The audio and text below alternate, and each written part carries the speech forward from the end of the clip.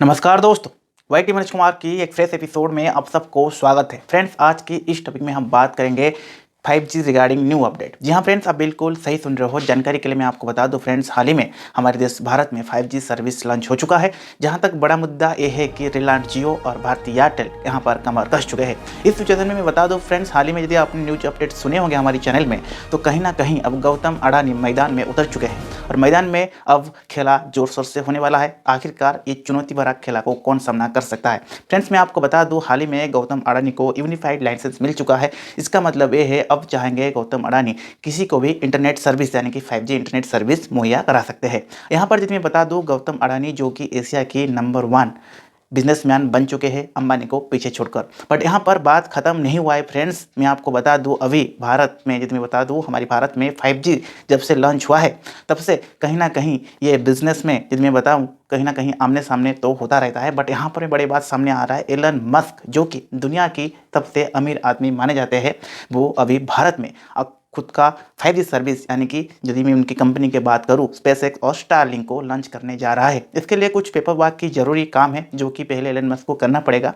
But यहाँ पर बात यह है कि जबकि पिछले साल एलन मस्क ने ये कोशिश किए थे भारत में 5G सर्विस लॉन्च करने के लिए विथ सैटेलाइट थ्रू, बट उस सिचुएशन में कुछ प्रॉब्लम के कारण वो नहीं हो पाया था। बट दिस ईयर ये अंडर प्रोग्रेस में है फ्रेंड्स। फिलहाल काल हम यदि देखें यहाँ पर, यदि एलन मस्क यहाँ पर 5G सर्विस लॉन्च कर रहे हैं भारत में, वो भी सैटेलाइट के तहत, तो इस सिचुएशन पे कहीं ना कहीं एयरटेल जियो और यदि मैं बात करूँ अडानी की, यहाँ पर बिजनेस में काफ़ी सारा डाउन हो सकता है। क्योंकि फ्रेंड्स, यहाँ पे जो सैटेलाइट 5G सर्विस है, यदि मैं बता दूँ, अभी फिलहाल भारत में जियो ने 4 सिटी और एयरटेल में 8 सिटी में 5G सर्विस को लॉन्च किया है और 2023 एंड तक कंपनी ने दावा किया है कि भारत की हर शहरों में 5G सर्विस लॉन्च हो जाएगा। बट फ्रेंड्स, यहाँ पर यदि बात उठता है, हमारे देश भारत के जितने भी सारे गाँव रूरल एरिया है, जितने विलेज एरिया है, उस सिचुएशन पे कहीं ना कहीं 5G सर्विस का नेटवर्क नहीं आ पा रहा है। बट यहाँ पर यदि हम बात करें एलन मस्क की जो सैटेलाइट नेटवर्क है, एक बार वो लॉन्च हो जाए तो कहीं ना कहीं वो भारत की हर गली मोहल्ले और साथ ही साथ यदि मैं बात करूँ रूरल एरिया में भी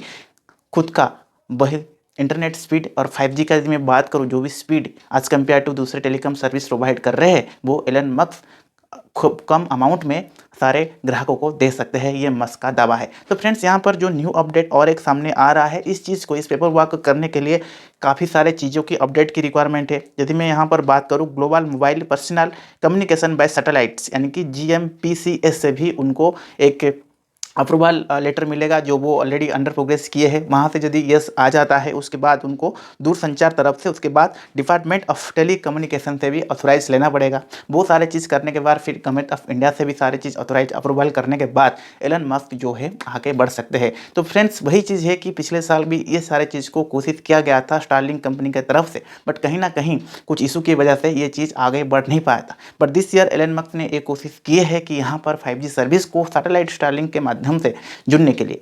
तो अभी हम बात करेंगे कि यदि भारत में सैटेलाइट बेसिस में 5G सर्विस लॉन्च होगा तो किसी को क्या क्या बेनिफिट मिल सकता है। बेसिकली यदि हम बात करेंगे 133 करोड़ एबव भारत पॉपुलेशन की, जहां पर यदि मैं बात करूं, कुछ ही दिनों बाद 55% ऐसे लोग होंगे जिनके पास 5G इनेबल हैंडसेट भी रहेगा। तो उस सिचुएशन पे 5G सर्विस सिटी में भी रहना बहुत ही जरूरी है। बट यहाँ पर मस्क का ये दावा है, उनका यदि स्टारलिंक 5G सर्विस एट ए टाइम एक बार लॉन्च हो जाता है भारत में, कुछ ही महीनों में वो ऐसे कुछ काम करके दिखाएंगे जहां पर भारत के रूरल एरिया में भी 5G सर्विस लॉन्च हो सकता है। साथ ही साथ बेहतर स्पीडी हाई स्पीड इंटरनेट, साथ ही साथ HD क्वालिटी वीडियो आप देख सकते हैं।